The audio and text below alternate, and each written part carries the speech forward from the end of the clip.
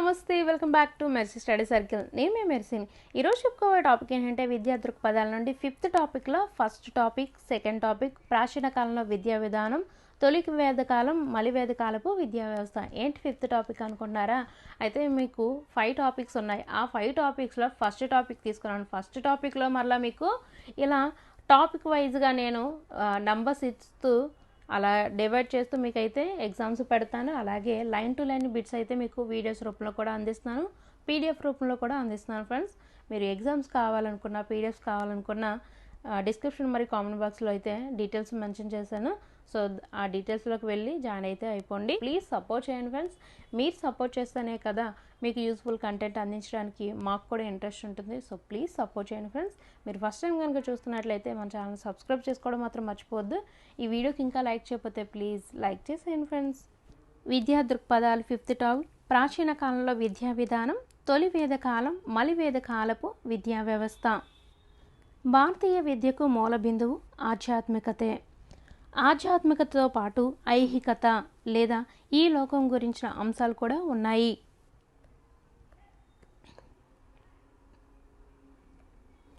ప్రపంచంలో మొట్టమొదటి వైద్య శాస్త్రం ఆయుర్వేదం. చూసారా, ప్రతిదీ కూడా పేజ్ నెంబర్తో అయితే ఉంటుంది.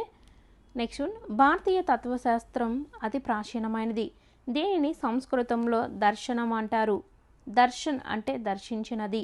దీనినే వేదాంతం అని కూడా అంటారు. అంటే వేదంలో చెప్పబడిన విషయాలు అనుభవపూర్వకంగా నిర్ధారణ చేసుకొని వాటిని భావాతీత స్థితిలో దర్శించడమే దర్శనం. దీనినే ఆత్మ సాక్షాత్కారమని, ఆత్మ దర్శనమని అంటారు.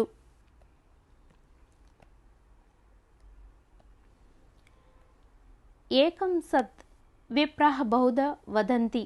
సత్యం ఒక్కటే.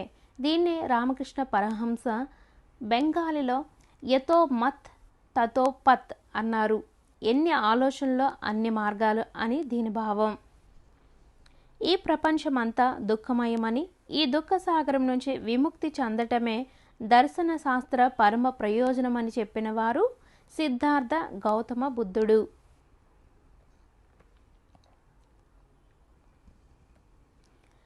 యమ, నియమ, ఆసన, ప్రాణాయామ, ప్రత్యాహార, ధారణ, ధ్యాన, సమాధుల ద్వారా పరమ పురుషుడైన ఈశ్వరుని దర్శించడం లేక సాక్షాత్కరించుకోవడమే యోగం యొక్క పరమ ప్రయోజనం అని చెప్పిన వారు పతంజలి మహర్షి.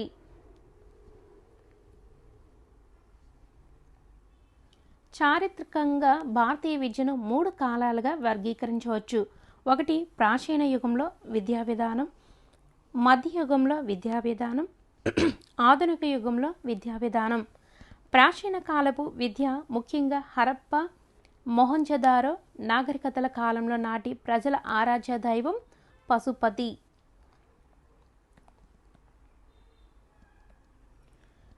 వర్ణాశ్రమ ధర్మాలకు బదులుగా వర్ణ వ్యవస్థ అంటే నిమ్న వర్ణాలు, అగ్రవర్ణాలు కుల వ్యవస్థకు దారితీసింది. హిందూ సమాజం బ్రాహ్మణ, క్షత్రియ, వైశ్య, శూద్రులుగా వర్గీకరణ జరిగింది. ప్రాచీన భారతదేశంలో హిందూ మత తాత్విక అంశాల ఆధారంగా నిర్వహించబడేది వేద విద్య. వేదం అనే పదం విద్ అనే సంస్కృత ధాతువు నుండి వచ్చింది. విద్ అనగా తెలుసుకోవడము, వేదము అనగా జ్ఞానము.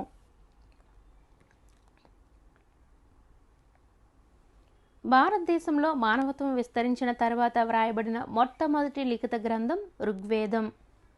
వేదకాలంలో విద్య అంతిమ లక్ష్యం మోక్ష సాధనే. ఆధ్యాత్మిక అనుభూతి శాశ్వతమైనది. దీనినే ఆత్మ సాక్షాత్కారం, బ్రహ్మ సాయుధ్యం, స్థిత ప్రజ్ఞత, నిర్వికల్పం, నిర్వాణం, యోగసిద్ధి, సమత్వ స్థితి అని అనేక పేర్లతో పిలిచేవారు.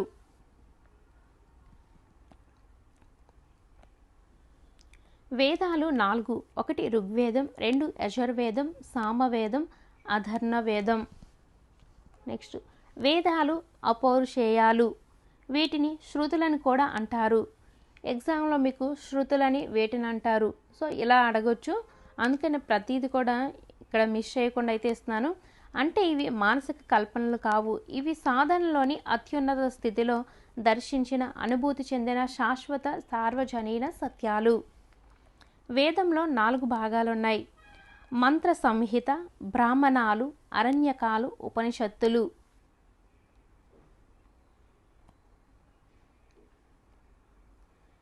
మంత్ర సంహిత బ్రాహ్మణాలను కర్మకాండకు సంబంధించిన భావిస్తారు. ఇవి యజ్ఞ యాగాదులు నిర్వహించే విధానాన్ని వివరిస్తాయి. అరణ్యకాలు, ఉపనిషత్తులు ఈ రెండు ఏమో కర్మకాండకు సంబంధించినవిగా భావిస్తారు. అరణ్యకాలు, ఉపనిషత్తులు ఏమో జ్ఞానకాండకు సంబంధించినవిగా భావిస్తారు.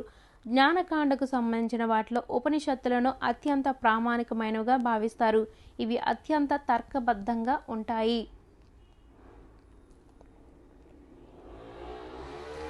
ఉపనిషత్తులు చర్చించే అంశాలు: ఆత్మ, పరమాత్మ, ఇహలోకం, పరలోకం, భౌతికం, పారమార్థికం, ఏది సత్యం, ఏది అసత్యం, ఏది శాశ్వతం, ఏది అశాశ్వతం మొదలైనవి. ఉపనిషత్తులు చర్చా రూపంలో, గురు శిష్యుల సంభాషణ రూపంలో ఉంటాయి. ఉపనిషత్తుల సారాంశమే భగవద్గీత. వేద సారాన్ని అతి సంక్షిప్తంగా వివరించేదే భగవద్గీత.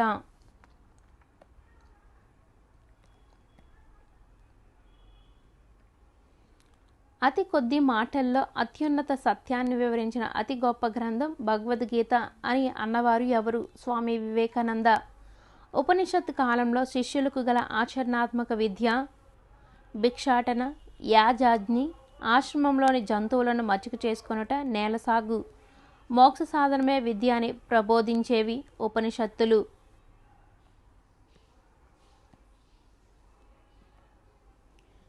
ఉపనిషత్ కాలంలోని మహిళలు దీనిలో శిక్షణ పొందారు. లలిత కళల్లో ఇది టెట్కమ్ టీఆర్టీ బిట్ అండి. పురాణాలను స్మృతులు అంటారు. శృతులు శాశ్వత సత్యాలు, సార్వజనీన సత్యాలు. ఈ సార్వజనీన సత్యాలను కాలానుగుణంగా అన్వయించి రాయబడినవే స్మృతులు.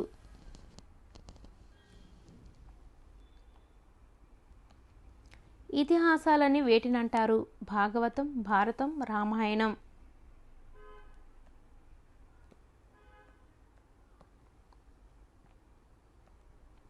వేద విద్య మానవ జీవితాన్ని 4 దశలుగా వర్గీకరించింది. వీటినే చతురాశ్రమాలు అంటారు. అంటే 4 ఆశ్రమాలు, 4 దశలని అర్థం. 1 బ్రహ్మచర్యాశ్రమం, 2 గృహస్థాశ్రమం, 3 వానప్రస్థాశ్రమం, 4 సన్యాసాశ్రమం. విద్యార్థి దశ అని ఏ ఆశ్రమాన్ని పరిగణిస్తారు?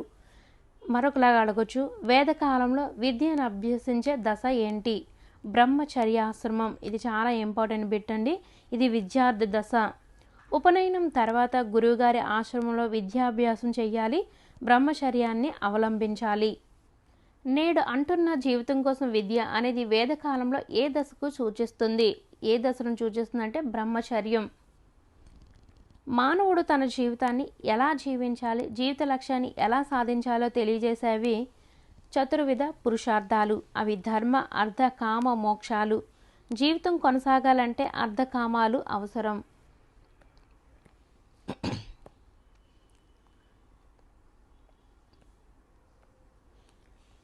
తైత్రయోపనిషత్తు పంచకోశాత్మక విద్యను వివరిస్తుంది. అంటే అన్నమయ కోశం, ప్రాణమయ కోశం, మనోమయ కోశం, విజ్ఞానమయ కోశం, ఆనందమయ కోసం. నేడు మనం చదువుతున్న సమగ్ర వికాసం ఇదే. క్వశ్చన్ చూడండి ఎలా అడిగారో. అన్నమయ, ప్రాణమయ, మనోమయ, విజ్ఞానమయ, ఆనందమయ కోశాలుగా విద్యార్థి సమగ్ర వికాసాన్ని ప్రతిపాదించిన ఉపనిషత్తు తైత్తిరీయోపనిషత్తు. తైత్తిరీయ ఉపనిషత్తు. వేదకాలంలో పురుషులతో సమానంగా స్త్రీలకు విద్యను అందించేవారు. గొప్ప విద్వాంసులు, విదుషుమనులు కూడా ఉండేవారు. అయితే వారిలో గార్గి, మైత్రేయి, లోపాముద్ర, ఇంద్రాణి మొదలైన వారు గొప్పవారు ఉండేవారు. ఇక్కడ వేదకాలంలో గొప్ప స్త్రీలు లేదా విద్యను అందించే స్త్రీల్లో వీరు కానివారు ఎవరని అడగొచ్చు. సో చూసుకోండి, ఇది మోస్ట్ ఇంపార్టెంట్. తొలి వేద కాలంలో విద్య వీరికి మాత్రమే అందుబాటులో ఉండేది, అందరికీ. మలివేద కాలంలో స్త్రీలకు విద్యార్హత లేదు. మలివేద కాలానికి స్త్రీకి ఉపనయన కర్మలు నిషేధించబడ్డాయి కాబట్టి స్త్రీలకు విద్యార్హత అనేది లేదు. వేదకాలంలో అత్యధిక విద్య పొందిన మహిళలకు ఇచ్చిన పేరు బ్రహ్మవాదిని. టెట్కమ్ టీఆర్టీలో అడిగారు బిట్టు. వేదకాలంలో ఆవు పాలు పితుకు విద్య నేర్చిన అమ్మాయిలను ఎలా పిలిచేవారు? దుహిత. ఇది కూడా టెట్ కమిటీలో ఇచ్చారండి. మంత్రాలను ఒక్కసారి వినినంతనే గుర్తుంచుకునే విద్యార్థులకు ఇచ్చిన పేరు శృతధరులు. కుటుంబాల సంప్రదాయాలపై ఆధారపడిన మరియు ప్రాచీన రుచులకు సంబంధించిన వ్యవస్థ గోత్రం. చూసారా, మీకు టెట్ కమిటీలో కూడా ఇచ్చిన బిట్స్ కూడా ఇస్తాను. సో ప్లీజ్ సపోర్ట్ చేయండి ఫ్రెండ్స్. నెక్స్ట్ వన్, వేద మంత్రాలు ముక్త కుటుంబాలలో సంరక్షింపబడడం అనేది ఋషుల కుటుంబాల సాంప్రదాయక లక్షణం. అటువంటి ఋషుల్లో ఒకరెవరు? వామదేవ. వేద కాలానంతరం వివిధ క్రతువుల్లో ఆచరణాత్మక విధులను ఆచరించిన అర్చకులు ఆధ్వర్య. వేదకాలంలో విద్యార్థికి బ్రహ్మచర్య ఆశ్రమం దేనితో మొదలవుతుంది? లేదా వేదకాలంలో విద్య ఏ వేడుకతో ప్రారంభమైంది? ఉపనయనం. వేదకాలంలో ఏ ఉత్సవంతో విద్యార్థి దశ ముగుస్తుంది? సమవర్తనంకు కావలసిన వయసు 18 సంవత్సరములు. ఉపనయనంలో ఉపనయనం అనగా ఉప అంటే సమీప, నయనము అంటే నేత్రము లేదా జ్ఞానము. ఉపనయనం అనగా జ్ఞాన సముపార్జనకై సమీపానం ఉండటం లేదా దగ్గరకు చేర్చటం. వర్ణం ఉపనయన వయసు బ్రాహ్మణులకు 8 సంవత్సరములు, క్షత్రియులకు 10 సంవత్సరములు, వైశ్యులకు 12 సంవత్సరాలు. శూద్రులకు ఉపనయన అర్హత అనేది లేదు. శూద్రులు విద్యలో సామాన్య పరిజ్ఞానాన్ని పొందేవారు.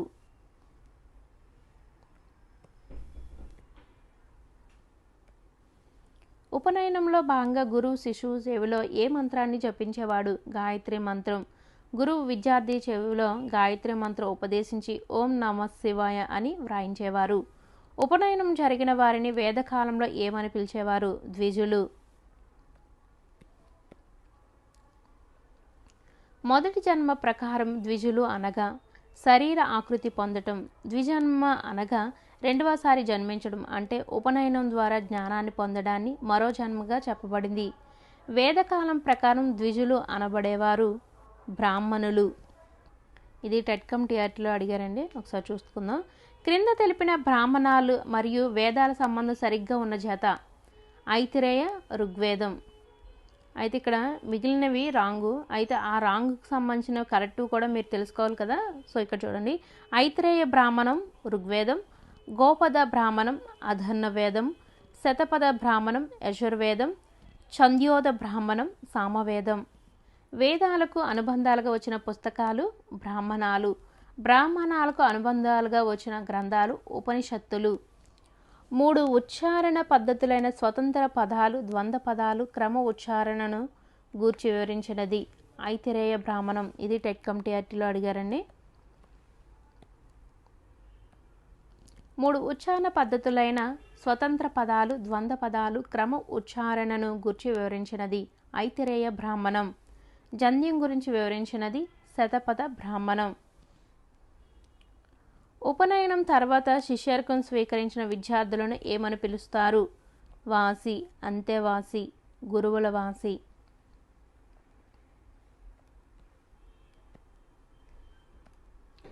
వేదకాలంలో విద్యాబోధన ముఖ్యంగా ఈ భాషలో జరిగేది, సంస్కృతం భాషలో. కనీసం భగవద్గీతను చదివి అర్థం చేసుకోగలిగినంత సంస్కృతాన్నైనా వ్యక్తులు నేర్చుకోవాలని గాంధీ గారు అన్నారు. క్రింది వాటిలో సరి అయినది. వేదకాలంలో సమస్త జ్ఞాన కేంద్రం గురువు. గురువు హోదా దైవ సమానుడు, భగవంతునితో సమానము. గురు శిష్యుల సంబంధం అవినాభావ సంబంధం, ప్రత్యక్ష సంబంధం, తండ్రి కుమారుల మధ్య గల సంబంధం కంటే గొప్పది. వేదకాలంలో ఐహికం లేదా అపర విద్య అంటే సమాజంలో ఒక ఉత్తమ వ్యక్తిగా సంఘజీవనం గడపడానికి ఉపయోగపడేది. అపార విద్యలు అంటే ఇహలోకానికి సంబంధించినవి. ఇహలోకంలో రాణించడానికి అవసరమైన విద్యలు. వేదకాలంలో ఆయుష్మికం లేదా పరావిద్య అంటే ముక్తి, మోక్షం పొందడానికి ఉపయోగపడేది. ఈ క్రింది వానిలో సడంగాలు శిక్ష, కల్పము, వ్యాకరణము, జ్యోతిష్యము, ఛందస్సు, నిరుక్తం. క్రింది వారిలో షడ్ దర్శనాలు సాంఖ్యం, యోగం, న్యాయం, వైశేషికం, పూర్వ మీమాంస, ఉత్తర మీమాంస. వేదకాలంలో ముఖ్యమైన విద్యా లక్ష్యాలు సత్ప్రవర్తనతో బ్రహ్మచర్యాన్ని పాటించడం, చిత్తవృత్తి నిరోధ అంటే బుద్ధిని క్రమబద్ధీకరించడం, ప్రాచీన సంస్కృతి వ్యాప్తి, దేశభక్తి, వృత్తి నైపుణ్యాన్ని పెంపొందించడం, మోక్షానికి దారి చూపడం. వాచిక పద్ధతిలోని దశలైన శ్రవణం, మననం, నిధిధ్యాసనం ఏ మతం అభ్యసన ప్రక్రియ. వేదకాల విద్యా విధానం. ఉపాధ్యాయులు పలికిన పదాలను, శ్లోకాలను శ్రద్ధగా వినే దశ శ్రవణం. మనసులో వల్లి వేయడం, విన్నవాటిని గుర్తుకు తెచ్చుకోవడం మననం. సంపూర్ణ జ్ఞానం ఈ దశలో జరిగేది నిధిధ్యాస. అంటే ఈ మూడు కూడా అర్థం ఏంటని మీకు ఇక్కడ క్లియర్గా ఇచ్చాను బ్రాకెట్స్లో. వైద్య విద్యలో అత్యంత ఉన్నతమైన విద్యాపీఠంగా రూపొందినది తక్షశిల. గుప్తుల కాలంలో వర్ధిల్లిన ప్రధాన విద్యా కేంద్రాలు వారణాసి, నలంద. ఆనాటి విద్యా కేంద్రాలు ఆరామాలు, విహారాలు, విద్యా విజ్ఞాన కేంద్రాలుగా అభివర్ణించబడ్డాయి. అవే నలంద, తక్షశిల, విక్రమశిల, ఉద్దాంతపుర మొదలైనవి. ఈ క్రింది వారిలో వేదకాల బోధనా పద్ధతి వాచిక, మౌఖిక, వివరణ పద్ధతి. గురుకులాల్లో అనుసరించబడే పద్ధతి మానిటోరియల్ పద్ధతి. ఈ విధానంలో తరగతిలో సీనియర్ విద్యార్థులు జూనియర్ విద్యార్థులకు బోధిస్తారు.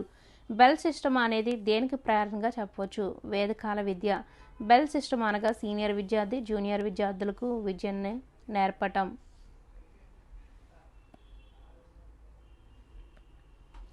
వేదకాలంలో గురువును ఇలా కూడా పిలిచేవారు ద్రష్ట. ద్రష్ట అనగా అన్నీ తెలిసిన జ్ఞాన సముపార్జన గల వ్యక్తి. వేదకాలంలో గురువును వజ్జ అని కూడా పిలుస్తారు. సో ఇవి చాలా గుర్తుపెట్టుకోండి.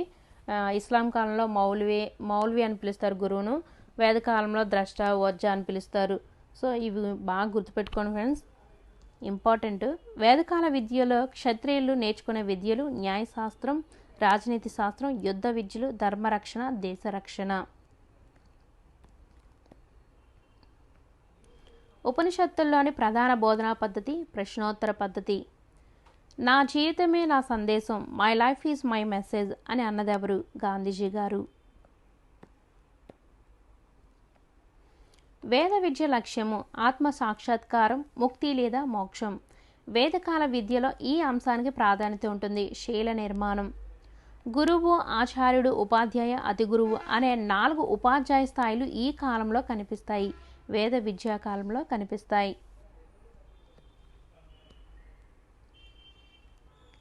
నేటికి భారత సామాజిక వర్గాల వారిలో అత్యధిక నిరక్షరాస్యులుగా ఉండడానికి ఈ విద్య కారణం. వేద విద్య. వేదకాలంలో బ్రహ్మచర్యాశ్రమమును ప్రస్తుత తరాల వారు ఏ విధంగా పిలుచుకుంటున్నారు? Student life. గురువు కాగల అర్హతను ఒక్క వర్ణానికే పరిమితం చేసిన విద్య వేద విద్య. వేద విద్యలో లోపాలు: శూద్రులకు విద్య అందకపోవడం, ప్రజల భాషల్లో బోధన లేకపోవడం, ఉన్నత కఠిన క్రమశిక్షణ ఉండటం, ఆధ్యాత్మిక అంశాలకు అతి ప్రాధాన్యత ఇవ్వటం, విద్యార్థికి అభ్యసనలో స్వేచ్ఛ లేకపోవటం, గురు అర్హత బ్రాహ్మణులకు మాత్రమే పరిమితం చేయటం. సో ఇది డీటెయిల్స్. టోటల్గా 70+ బిట్స్ ఏ ఉన్నాయి ఫ్రెండ్స్. ఇక్కడ 70 చూపించిన మీకు ఇండివిజువల్ బాక్స్లో చూసుకున్నట్లయితే బ్రాకెట్స్లో ఇచ్చేసాను, అలాగే క్వశ్చన్లో కూడా అలాగే ఇచ్చేసాను.